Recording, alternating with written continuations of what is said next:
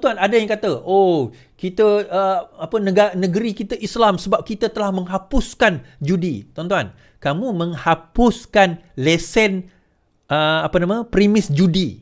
Kamu tidak menghapuskan judi. Dia dua benda yang berbeza. Kamu menghapuskan lesen premis syarikat judi itu buka premis di tempat tersebut. Kamu tidak menghapuskan judi. Hakikat sebenar kamu tidak menghapuskan judi pun. Tak percaya, judi online banyak berleluasa dekat mana, tuan-tuan? Dekat negeri mana banyak berlaku judi online? You all nilai sendirilah.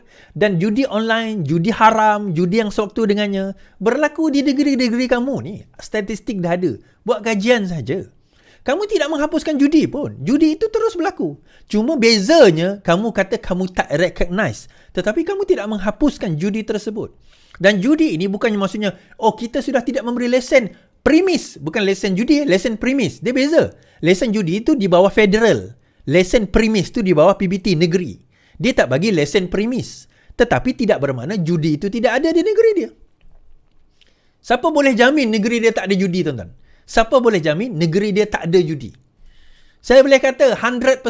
Bukan saya kata 100% semua orang berjudi. Tak. 100% ada. Ada judi di negeri-negeri tersebut. Sebab apa? Sebab dia hapuskan kosmetik. Tetapi dia tak selesaikan masalah utama penduduk negeri dia.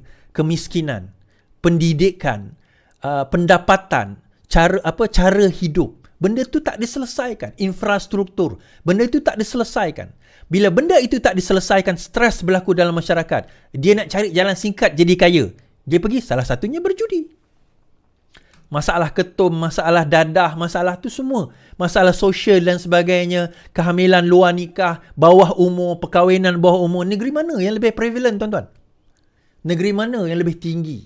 Kalau kita nak cerita. Balik kepada cerita tadi. Sebab itu kita menjunjung titah Sultan-Sultan dan Agong kita. Kita menjunjung titah Sultan-Sultan dan Agong kita. Kita tak ada masalah. Mereka melaksanakan tugas dan tanggungjawab baginda. Melaksanakan tugas dan tanggungjawab baginda. Tapi yang ada masalahnya adalah Perikatan Nasional. Kalau tuan-tuan ingat zaman PKP dahulu, siapa yang beria nak buat darurat? Siapa yang beria tak nak buka parlimen walaupun Agong kata kena buka parlimen? Siapa yang beria derhaka mengatakan tak setuju bentuk kerajaan walaupun yang di-Pertuan Agong kata kena bentuk kerajaan? Siapa, tuan-tuan? Yang kena maki? Aku. Yang buat khianat, yang mendahaka, korang lah. Tuan-tuan tak adalah. Yang mana supporter saya tak lah. Yang diorang ni lah. Wala on ni kan. Baik. Kita move kepada cerita seterusnya. Bank Negara Malaysia show denda 23 juta tapi AGC kenakan 15 juta ZT. Bank ini berkenaan dengan 1MDB, kes 1MDB. Bank Negara Malaysia mengesyorkan denda 23 juta terhadap 1MDB kerana gagal mematuhi arahan Bank Pusat di bawah Akta Perkhidmatan Keuangan 2013, kata Zaiti Akhtar Aziz. Saksi berumur 76 tahun itu berkata untuk mengenakan penalti, BNM memerlukan persetujuan atau kebenaran AG pada waktu itu. AG menolak jumlah yang disyorkan oleh kami. Kami mengesyorkan 23 juta namun AG mengurangkannya kepada 15 juta katanya. Saksi pendakwan keempat Wanam itu berkata demikian ketika ditanya Peguam Utama Najib Razak Muhammad Syafiq Abdullah pada perbicaraan bekas Perdana Menteri itu yang membabitkan dakwaan penyelewengan 2.3 bilion dana. Soal jawab itu berlaku. Zeti mengatakan, bagi mendenda 1MDB, kami memerlukan persetujuan ataupun kebenaran Peguam Negara. Dan Peguam Negara menolak denda yang disyorkan oleh Bank Pusat, kata beliau. Alright. Syafi'i bertanya, berapa jumlah denda yang disyorkan oleh Bank Negara Malaysia? Zeti kata 23 juta. Syafi'i kata, ini dikurangkan kepada 15 juta? Zeti kata, ya betul.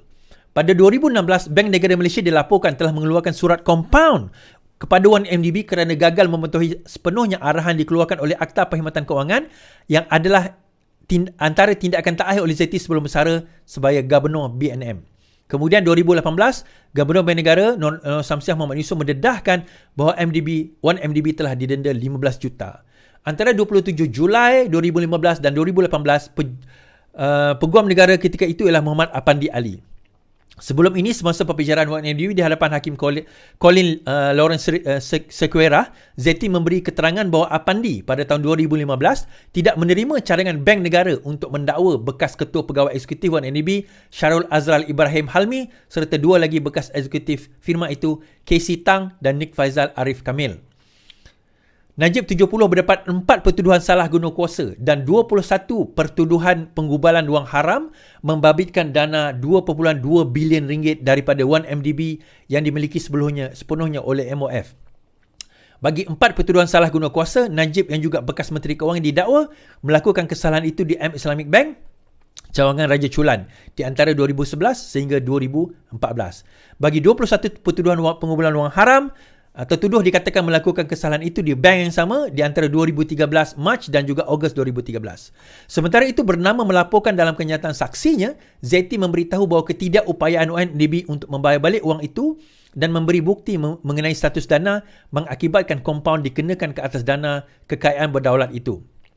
UNDP membayar kompaun pada 2016.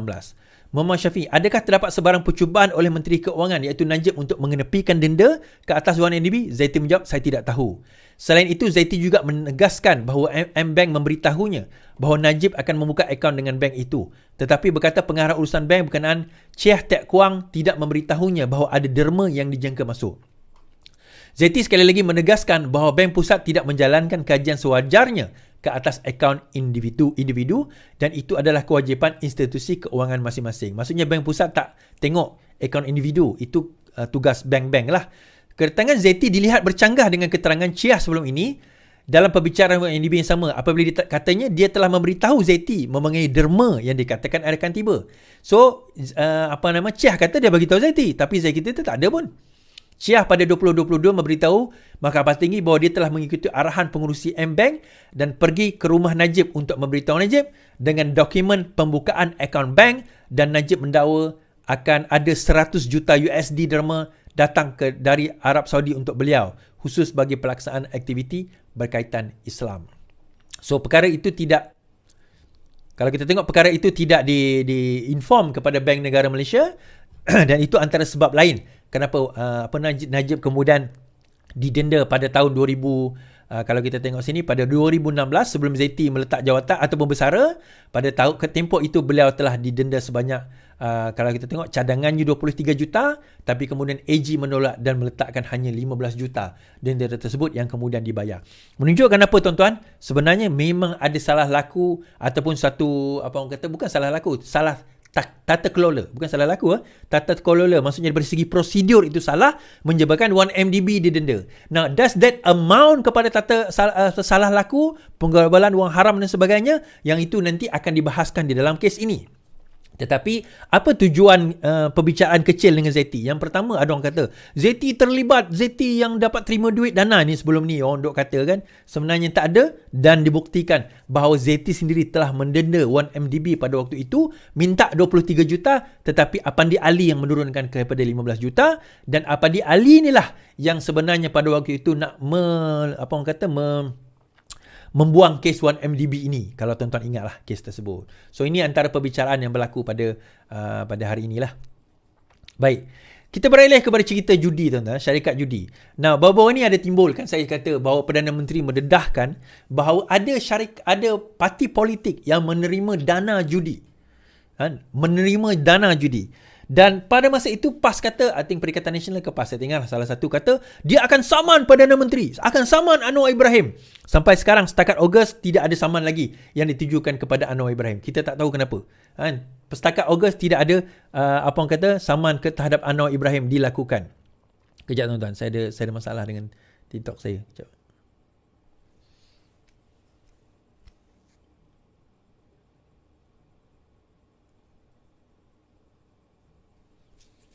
Setakat ini tidak ada saman terhadap 1MDB. Tidak ada saman terhadap kepada PMX berkenaan dengan dana judi.